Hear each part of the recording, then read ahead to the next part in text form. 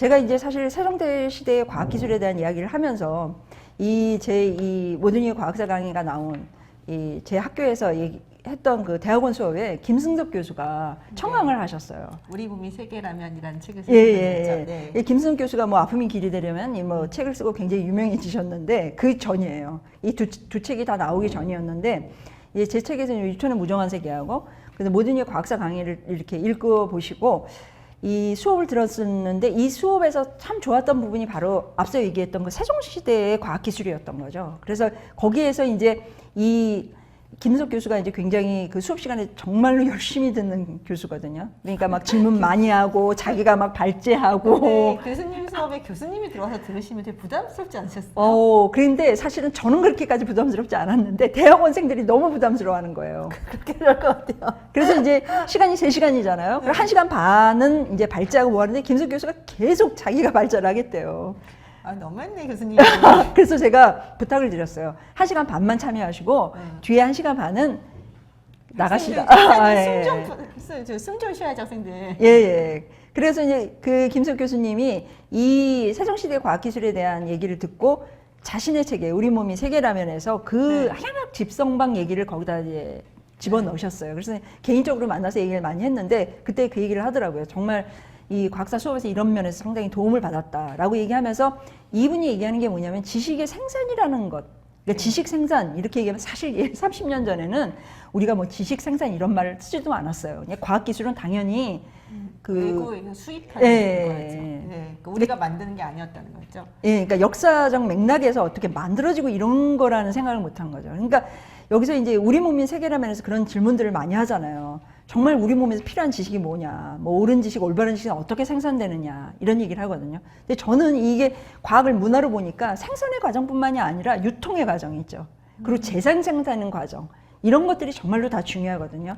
그리고 그것이 나눠지는 과정, 예, 분배되는 과정도 같이 들어가야 될 것 같아요. 그러니까 저는 과학자뿐만이 아니라 과학이라는 것은 과학교사, 과학 커뮤니케이터, 저와 같은 과학 저술가, 이은희 선생님 하시는 일들, 이런 과학 행정하시는 분들, 그리고 나서 이제 실험실에서 뭐 테크니션이라든지 이런 모든 분들이 정말 하나하나 다 소중하고 중요한 거예요. 그러니까 뭐 우리나라에서 뭐 과학기술이 굉장히 발전한다 이렇게 얘기를 했을 때 사실 우리가 다 과학자 되려고 이렇게 과학 공부하는 건 아니거든요. 그렇죠. 근데 과학을 문화로 누리고 이제 뭔가 향유한다라는 거죠. 이런 걸 한다라고 즐기고 그러니까 풀이 넓어지는 거죠. 그 안에서 정말 엘리트들이 나와서 좋은 어떤 연구도 나오고 또 이 과학에 대해서 어느 정도 시민들이 참여를 해야 과학기술이 어떤 좋은 방향성으로 이런 그 세금 있잖아요. 연구비 엄청 많이 쓰잖아요. 이런 것들도 감시해서 좋은 연구들도 나오게 해야 된다라는 얘기예요. 그래서 이제 김숙 교수가 이제 그런 얘기하죠. 우리가 알고 있는 지식을 의심하고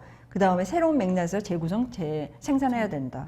그래서 정말 이 책은 사실 굉장히 기본적인 얘기들만 많이 담겨져 있어요.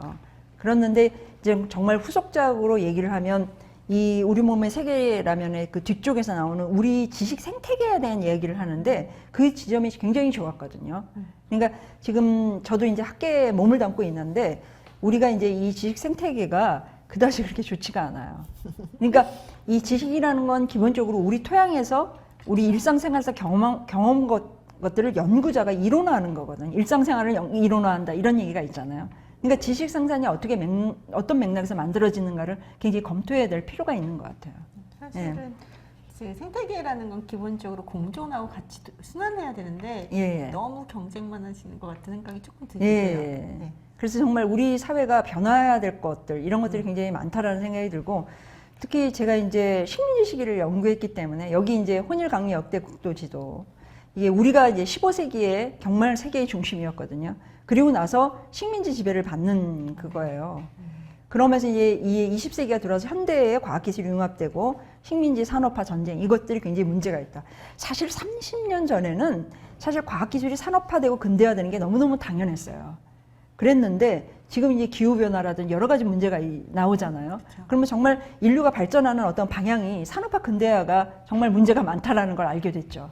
그러니까 이제 앞으로 나가야 되는, 그러니까 개발도상국이 그냥 근대 선진국이 이제 어떤 그 나라가 가지고 있는 어떤 목표라고 생각을 했는데 이게 절대 그런 방향으로 나서는 다 안 된다라는 생각들을 갖게 되는 거죠. 그러니까 과학기술의 방향성을 얘기할 때 이 지점이 굉장히 중요하다라고 생각을 하거든요. 우리가 지난 과학의 역사 그러면 이제 뭐 과학사 그러면 사람들이 어떤 뭐 에피소드, 뒷담화 이런 거, 뭐 과학자들의 뭐 뒷이야기 이런 걸로만 생각을 하는데 그것이 아니라 이 과학이 어떻게 생산을 하고 지금도 이제 연구 현장에서 많이 이런 것들을 하고 있어요.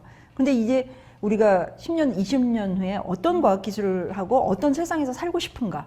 라는 질문들을 정말 해야 된다라고 봐요. 그러니까 에피소드 중심의 과학사가 아니라 전체적인 흐름의 과학사를 짚어주시는 책이 바로 이 모든 이 과학사 강의 담고 싶었던 내용이신 거죠. 네.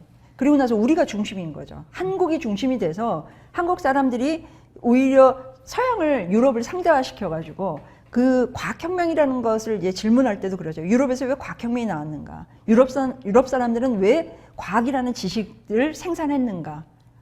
사실 여기에 다 그 제국주의랑 식민지 지배가 다 들어가거든요. 사실 저도 그 말씀 드리는 생각이 나는 게 학창 시절에 우리는 왜 발달하지 못했는가? 예. 우리는 왜 일본처럼 그렇게 되지 못했는가라는 못했는가에 대한 소리만 들었지 우리는 무엇을 했는가에 대한 얘기들을 못 들었던 것 같아요.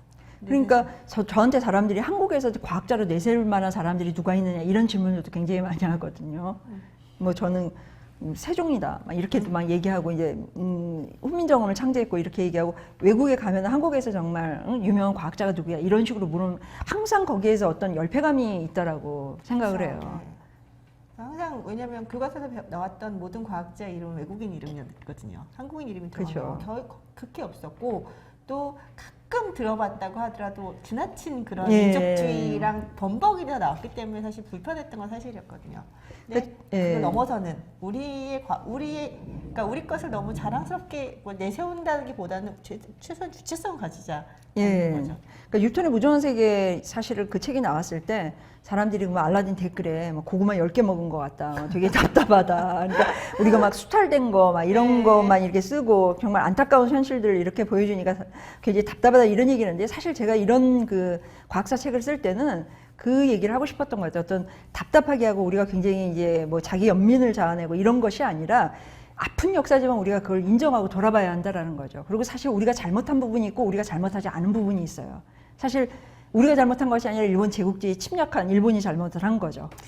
그게 20세기엔 정말 그렇고 그다음에 그때 당시에 이제 제가 한국 근대사를 공부하면서 다들 연구자들이 어떤 얘기하냐면 그때는 정말 시간 싸움이었더라고 얘기하거든요.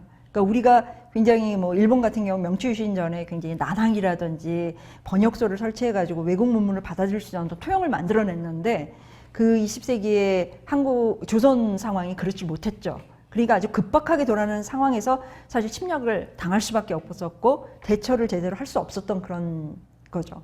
그래서 지금 이제 21세기에 들어서 한국이 저는 그렇게 생각해요. 과학사라는 게 사실은 이 현대사에서 봤을 때 이게 어떤 일국 중심의 한국과학 이게 아니라 정말 글로벌하게 세계사 속에서 한국이라는 것을 이렇게 바라보는 거가 굉장히 중요하다고 생각을 해요. 사실 우리가 지난 20세기에 이렇게 식민지 경험을 했지만 이런 어떤 고통을 딛고 그리고 나서 성찰해서 앞으로 과학기술이라는 것들을 어떤 식으로 발전해야 하는가. 그리고 또한 우리가 제가 이런 얘기를 하면서 어떤 그 과학교사분이 그런 얘기를 했거든요. 한국이 가지고 있는 과학기술의 어떤 장점이 뭐냐 이런 얘기를 할 때 제가 식민지 경험이다 이렇게 얘기를 하니까 우리가 한국 과학기술이라는 것이 어떤 세계 속에서 할 수 있는 어떤 자격이 있다 이런 말을 제가 했어요. 우리는 식민지 경험이라는 고통을 받아봤고 사실은 당시 과학기술혁명 과학사에서 뭐 꽃이라고 얘기하면 아주 서유럽의 몇 나라밖에 안 되거든요. 그렇죠. 전 세계 그 많은 나라들 중에 사실 거기에만 과학이 있는 것처럼 착각하게 만들어요. 근데 저는 그 수많은 다른 나라들은 다 식민지 지배를 받았어요. 식민지 지배를 받고 그러고 나서 그게 이제 뭐 100년 안에 우리가 이렇게 우뚝 서서 최근에 코로나 방역을 보십시오. 그러니까 그렇게 해가지고 우리 스스로가 주체적으로 이 문제를 해결해 나간다고 했을 때 정말 이 자격이 있다. 우리는 어려운 상황에서도 이런 어떤 문화적 저력을 가지고 해냈다. 이런 얘기도 해요. 근데 사실 뭐 국뽕이라고 뭐 그렇죠. 하는데 사실 그런 얘기가 아니라 저는 이제 포스트 콜로니얼, 그러니까 이 식민지 이후의 시대를 봤을 때 우리의 모습들을 객관적으로 좀 성찰하는 그런 것 속에서 과학사를 이제 보고 싶었던 거죠. 네. 네. 맞습니다. 네, 지금 이렇게 해서 간단하게 이 책을 쓰셨을 때 생각하셨던 다양한 생각들과 이 책에 담고 싶었던 내용들에 대해서 말씀해 주셨고요. 이제 잠깐 정리하는 예. 정리와 그 다음에 그 분위기 전환을 위해서 1분 정도 쉬고요.